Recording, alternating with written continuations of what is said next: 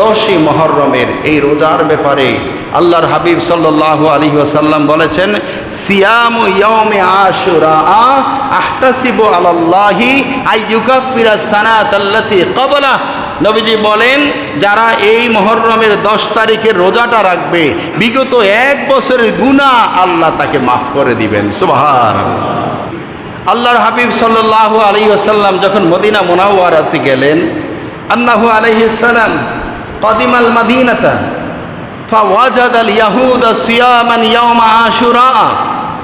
আল্লাহর হাবিব সাল্লাল্লাহু আলাইহি ওয়াসাল্লাম মদিনা মুনাওয়ারাতে গেলেন, হিজরত করে গেলেন। যাওয়ার পরে দেখতেছেন ইহুদিরা তারা রোজা রাখছে এই আশুরার দিনে। সুবহানাল্লাহ বলেন না, মাহে মুহররমের 10 তারিখে রোজা রেখেছেন।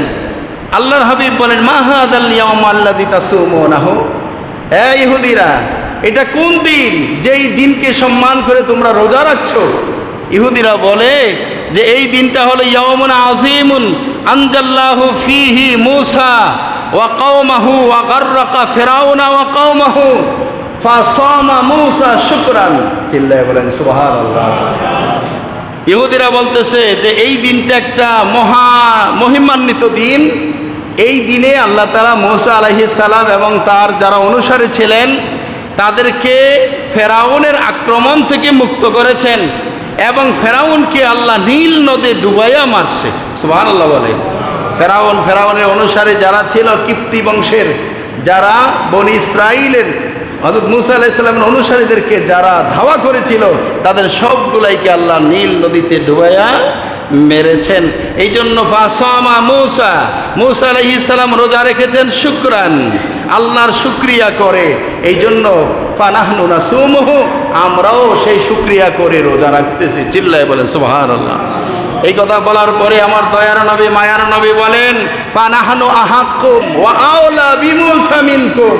নবীজি বলেন, মূসা আলাইহিস সালাম তোমাদের নবী। এই মূসা আলাইহিস সালাম শুকরিয়া করে যেহেতু এই আশুরার দিনে রোজা রেখেছেন, আমাদের হক বেশি যে আমরা এই দিনের রোজা রাখবো। চিল্লায়ে বলেন সুবহানাল্লাহ। এরপরে যখন ফাসামা হিনা সামা রাসূলুল্লাহ সাল্লাল্লাহু আলাইহি ওয়াসাল্লাম ওয়া আমারা বিসিয়ামিহি, নবীজি এই আশুরার দিনে রোজা রাখলেন পরবর্তী বছর এবং আদেশ করলেন, হে আমার সাহাবীরা, তোমরা সবাই এই দিনে রোজা রাখো। ফাকালু, সাহাবায়ে কেরাম বললেন, ইয়া রাসূলুল্লাহ ইন্নাহু ইয়াউমুন ইউআযযিমুহুল ইয়াহুদু ওয়ান নাসারা।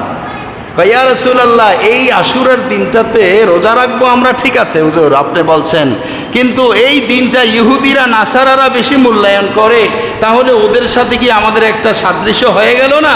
নবীজি বলেন, শোনো, লাইম বাকিতু ইলা কাবিলিন আলা সুম্মা তাসিআ, যদি আমি আগামী বছর আল্লাহ আমাকে এই পার্থিব জগতের হায়াতে রাখেন, আমি অবশ্যই 9 তারিখের রোজাও রাখবো। চিল্লায়ে বলেন সুবহানাল্লাহ। এই জন্য বাজান মা বোনদেরকে গিয়ে বলে দিবেন, আগামীকালের রোজা এবং পরশু দিন অর্থাৎ 9 তারিখ এবং 10 তারিখ এই দুটোটা রোজা রাখা সুন্নত। দুটোটা রোজা কি সুন্নত বলেন আর নফল বলেন, ফরজ না, এই নফলিয়াতের কাতারে, সুন্নতের কাতারে। এই জন্য আব্দুল্লাহ ইবনে আব্বাস রাদিয়াল্লাহু তাআলা আনহু তিনি বলেছেন, সুমুত তাসিআ ওয়াল আশিরা ওয়া খালিফুল ইয়াহুদা।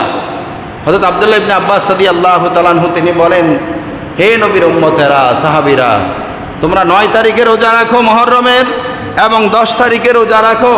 ইহুদিদের বিপরীত কাজ করো। ইহুদিরা শুধু 10 তারিখে রাখে, আমরা 9 তারিখে রাখবো এবং 10 তারিখে রাখবো।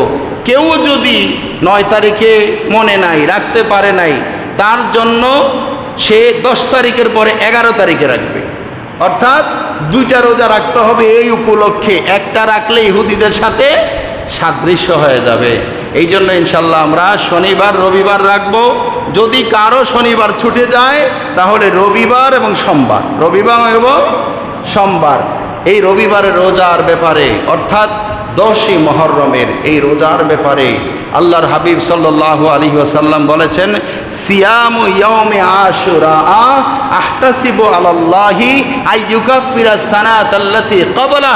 নবীজি বলেন, যারা এই মুহররমের 10 তারিখের রোজাটা রাখবে, বিগত 1 বছরের গুনাহ আল্লাহ তাকে মাফ করে দিবেন। সুবহানাল্লাহ।